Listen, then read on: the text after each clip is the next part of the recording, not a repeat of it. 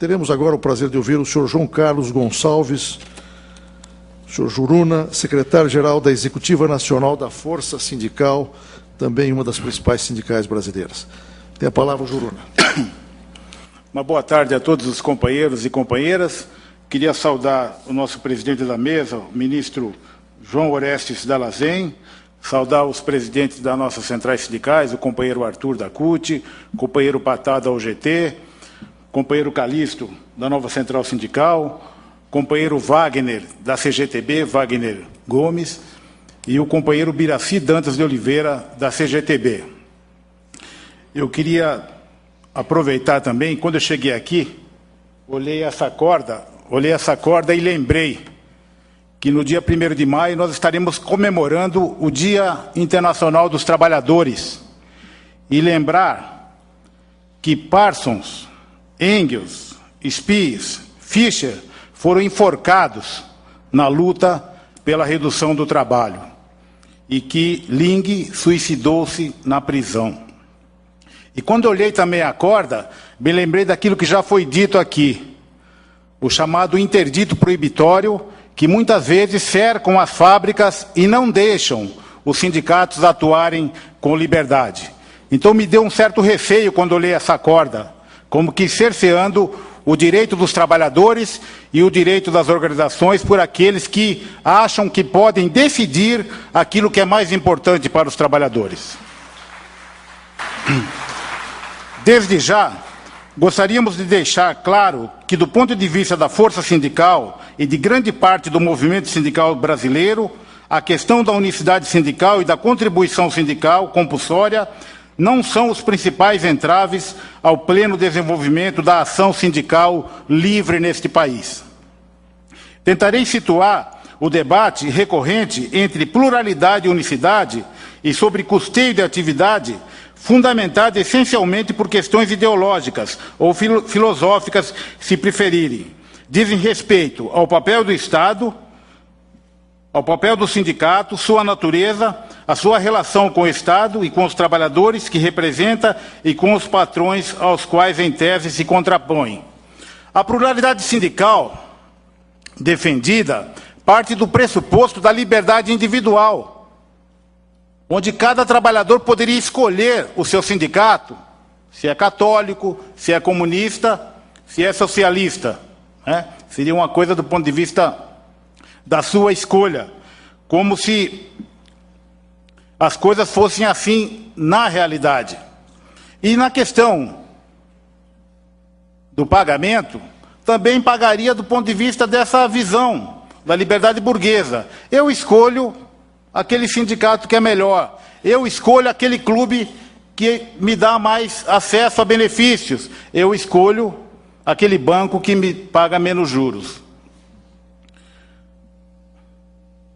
Eu acredito que isso leva a gente a pensar que o contrato de trabalho seria como se fosse um trabalhador individualmente se contratando a um patrão ou a um empresário. E ali eles negociam o que ele quer, o que ele não quer. Não é? Quando, na realidade, nós sabemos que, no direito coletivo, a negociação é coletiva. As conquistas são coletivas, a mobilização é coletiva. Então, não é justo afirmar que só paguem aqueles que são sócios, se, na luta coletiva de uma fábrica, não param só os sócios, param todos os trabalhadores. Né? Lutam todos os trabalhadores. Podem perder todos os trabalhadores, como podem ganhar todos os trabalhadores.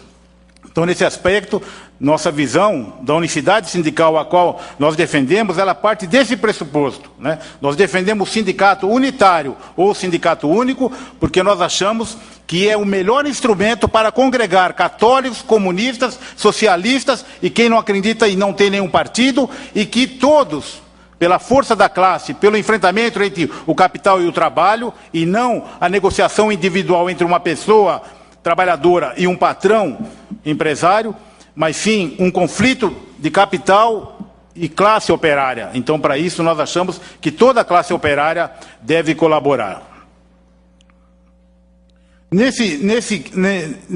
Nessa questão, eu observo que às vezes a gente fala muito do negativo da nossa estrutura sindical. Essa estrutura sindical é velha, essa estrutura sindical é lá dos anos 40. Eu acho que nós devemos situar as questões de conquistas também, né? Se nós temos uma CLT com direitos, se nós temos convenções coletivas que garantem direitos, é porque nós tivemos também um histórico com essa estrutura sindical que aí está, na unicidade sindical, que busca suas maneiras de debates e de enfrentamentos e de discussões internas, garantir lutas, como foram as várias lutas. Quando a gente olha o 13º hoje na CLT, ou quando no dia do início, lá do final de novembro, nós recebemos a nossa primeira parcela, nós tivemos o Sindicato Metalúrgico de São Paulo cercado 10 dias pela polícia em 1962, lutando pelo abono de Natal.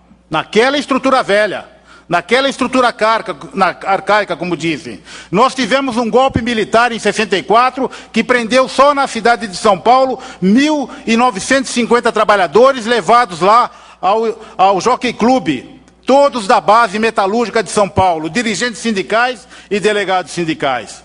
Um golpe militar que se disse e se colocou toda a discussão porque estávamos caminhando para uma república sindicalista. Então, essa estrutura que nós temos, ela não impediu que em 68 e depois em 78 fizéssemos greves unitárias que levaram a luta pela democratização, pela anistia. E aqui cabe uma reflexão.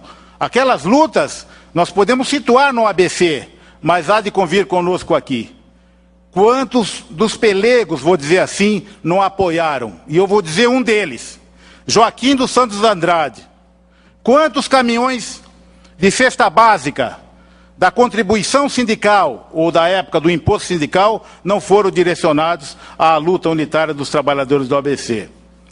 E imposto sindical cobrado de todos, que ajudou a luta de todos, porque aquelas conquistas que foram levadas no ABC, Santo André, São Caetano e São Bernardo, com certeza ajudaram as várias lutas que foram levadas pós essa discussão. Eu acredito que nós não podemos esquecer das nossas lutas pelas diretas já. Não podemos esquecer das nossas lutas pela Constituição de 88. Né? Não podemos esquecer, e aqui foi colocado de uma maneira assim como chacota, a eleição do Lula, sim. Sabe, a eleição do Lula. Porque quando nós achamos em 83, nós achávamos... ou achavam, porque eu também era dessa época, que os autênticos sindicalistas é que iam tocar o barco, isoladamente, que não foi verdade. Nós tivemos que compor, o PT teve que compor, as centrais sindicais conversaram sobre o programa do Lula, as centrais sindicais se reuniram com a Dilma para colocar propostas. Então, quer dizer, os autênticos que são contra a contribuição sindical, mas e a nossa assessoria fez uma pesquisa e viu que de 70 sindicatos cotistas não chega a 20 que fale contra a contribuição sindical, então não é bem assim. Mas, de qualquer maneira, nós achamos importante que essa ação unitária que foi retomada, creio que foi positivo para todos os trabalhadores e para darmos continuidade às nossas conquistas. Eu creio que o balanço que nós podemos fazer não é um balanço negativo. Eu não posso pegar aqui os pequenos sindicatos, ou aqueles diretores, ou aquelas diretorias que prejudicam a ação sindical, que vive da contribuição sindical, como se isso fosse a maioria. Porque eu poderia pegar também pessoas isoladas do Exército, pessoas isoladas do governo, pessoas isoladas do TST, pessoas isoladas de qualquer instituição, e querer queimar toda a instituição. Eu discordo dessa posição. Eu discordo porque nós sabemos que a contribuição sindical ela é fundamental aos trabalhadores. E ela só não é cerceada porque está na lei. Todos os trabalhadores aqui sindicalizados e sindicalistas sabem que agora, uma das grandes dificuldades que os sindicatos encontram na sua ação sindical, na sua convenção coletiva, é na hora da cobrança de todos, né? O Ministério Público vem com a sua corda que está ali, vem com a sua corda e diz, e separa sindicatos sindicalizados de um lado e não sindicalizados de outro, quer dizer, como se um só tivesse que pagar. E eu tive a chance de ter um encontro agora da CSA, em Nova Iguaçu, em Foz do Iguaçu, perdoe-me, e perguntei a um companheiro da UGT da Espanha, né? Falei, vem cá, nós vamos ter um debate assim, nossas centrais estão debatendo, os companheiros da CUT, uma conversa boa. E perguntei para ele como é que funciona lá. Ele falou assim, ó, lá funciona assim, tem a UGT, comissões obreiras e umas menores. A eleição na fábrica, se você escolhe comissões obreiras, UGT e as outras. Ganhou 30% comissões obreiras, 25% UGT, então negocia aquele que tem maior número, aquele comanda a negociação, os outros participam. Mas o Estado repassa uma verba segundo a proporcionalidade, não é? Então o que ele quis me dizer depois? Ele falou assim, Juruna, se vocês aprofundarem a nossa estrutura, vocês vão ver defeitos, assim como vocês estão fazendo na de vocês. O que nos interessa é você fazer esse debate histórico, fazer esse debate de perdas e ganhos, e de possíveis mudanças que possam haver. E eu discordo aqui de dizer que nós estamos com a estrutura fascista, porque ela já mudou muito, e muito. Não é? Primeiro, nós temos o direito a ter centrais sindicais organizadas. Segundo, nós temos direito de o sindicato escolher a qual federação, a qual central e a qual confederação, não nessa ordem, a qual federação, confederação e central, ele escolhe para quem ele quer direcionar a sua contribuição sindical. Então aquela crítica de achar que não vou pagar para quem vai mamar, conversa mole, isso já está superado pela 186. Você pode constituir a sua federação, a sua confederação e fazer a sua central. Então nós já estamos, na prática, nós estamos caminhando para a tão falada Convenção 87 nos seus direitos. Quer dizer, na prática nós já estamos dando esses passos. Nós aqui, quando falamos de sindicalização, de índice de sindicalização, até parece que é fácil assim de sindicalizar nesse país. Como já bem disse o Arthur, né? Existem dificuldades, não é? Numa grande empresa, numa média empresa, numa região, em outra região. Às vezes a gente fala lá nos metalúrgicos de São Paulo, nós estamos enxugando gelo. Nós sindicalizamos 2.000 e perdemos 3.000 pela rotatividade e porque não temos a Convenção 158. Então eu creio que nós, trabalhadores no Brasil, estamos fazendo uma experiência de mudança, de debate e de busca de coisas concretas já. Eu estava escutando o meu amigo Siqueira, posso chamá-lo assim? Meu amigo Siqueira colocou aqui, por exemplo, o sindicato hoje pequeno lá negocia por município, né? Não é bem assim mais, né?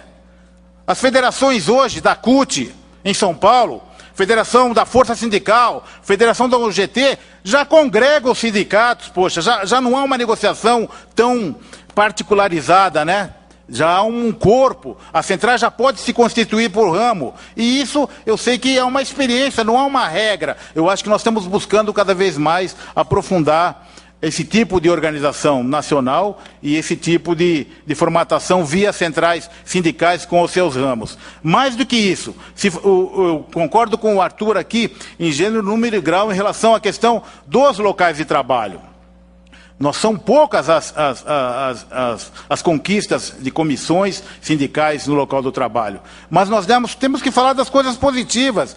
Nós demos um grande passo num setor com dificuldades de liberdade, que vou citar assim, o setor da construção civil, que sempre é mais difícil. Nós somos capazes, as centrais sindicais, de fazermos um acordo nacional. Estamos preparando o estatuto da Comissão Sindical de Empresa. Quer dizer, isso foi um ganho para os trabalhadores. Quer dizer, nós, a nível nacional, já estamos constituindo as representações sindicais de base.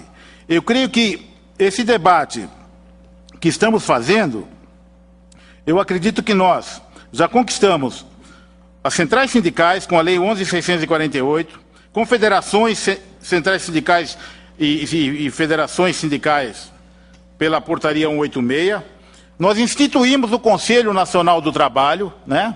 O Conselho de Relações de Trabalho, onde participam trabalhadores, empresários e o governo. Estamos nas primeiras conversas de busca de todas as questões que foram colocadas aqui. Se nós acreditamos no sindicato unitário, nós temos que permitir, através do estatuto, que todos possam participar. Não dá para fazer um estatuto, como fazem alguns, é melhor dizer, e esconder aquele edital, né? Nós temos que ter um protocolo padrão mesmo, se nós acreditamos no sindicato unitário, onde vão participar todas as correntes. E, claro, aquele que ganha vai escolher sua federação, sua confederação e sua central. Nós, nesse conselho, estaremos regulamentando, então, essas questões. Estaremos buscando, cada vez mais, aprofundar esse ideário todo que foi colocado no nosso Fórum Nacional do Trabalho. E eu creio que, para fazer uma crítica aos companheiros da CUT, eu acho que é falsa essa ideia de dizer que a contribuição sindical é a coisa que vai salvar os trabalhadores ou vai nos torná-los mais democráticos. Eu acho que é falso colocar essa questão, não é? É uma questão que nos leva ao neoliberalismo, né? Não quero pagar o imposto sindical. Vem cá, dá para o sindicato lutar para não pagar o hospital, dá para não pagar coisa da rua? Quer dizer, você vai entrar numa questão que você vai se chocar. A importância que a social-democracia defendeu, no sentido que nós temos que ter impostos também para que possamos tocar a vida de todos. E paga mais quem ganha mais e paga menos quem ganha menos. Por exemplo, também, né? Por exemplo, tem várias questões. Eu não defendo isso. Eu acho que nós temos que pensar no coletivo. Nós temos que buscar meios de, vem cá, vai custar quanto? Como é que nós vamos fazer? Esse é o debate que nós fazemos nas assembleias. Todos sabem que os recursos são necessários, né?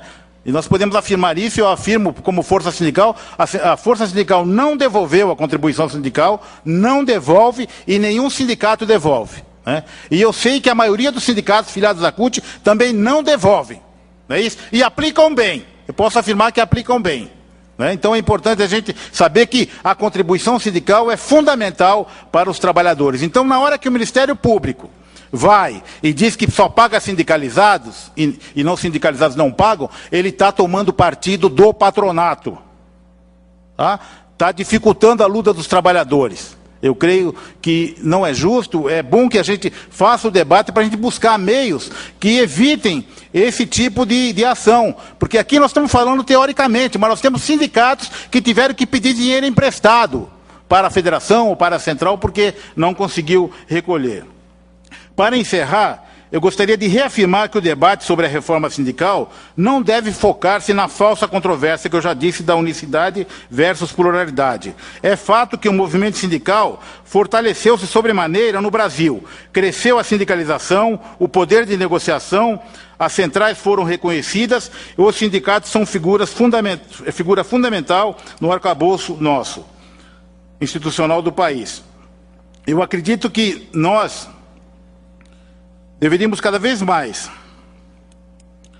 buscar para ampliar os sindicatos no local do trabalho, buscarmos entre nós que acreditamos, nós principalmente que acreditamos na unicidade sindical, buscarmos fortalecer o debate de um estatuto unitário que permita que todas as correntes políticas participem das eleições, do debate, das discussões do sindicato unitário, senão nós estaremos empurrando para a proliferação de outros sindicatos, até com o direito, porque aí também já é demais você querer impedir que outras entidades que pensem diferente da sua diretoria ou do seu corpo de associados possam debater no sindicato unitário.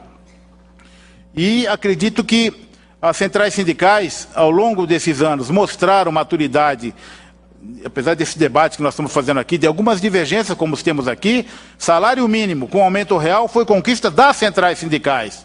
Imposto de renda na fonte, a diminuição do imposto de renda nos salários foi conquista das centrais sindicais. Foi conquista das centrais sindicais o acordo do FGTS lá na época do Fernando Henrique Cardoso. E foi conquista dos trabalhadores a democracia em que vivemos e estar nesse local aqui, debatendo no TST, eu afirmo, como se fosse uma assembleia sindical, assim, plural, com direito à manifestação e a escutar aqueles que querem escutar. Numa assembleia sindical, nós temos sim, nós temos e já tivemos cadeiradas entre nós. Empurra, empurra. É do nosso direito, é a nossa maneira de ser. Mas muitos de nós, mesmo às vezes se agredindo mutuamente, somos capazes de estar na linha de piquete na madrugada do dia seguinte. Obrigado.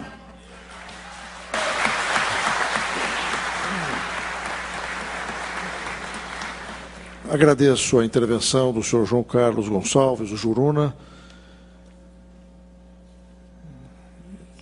e não me furto de prestar um esclarecimento sobre a corda.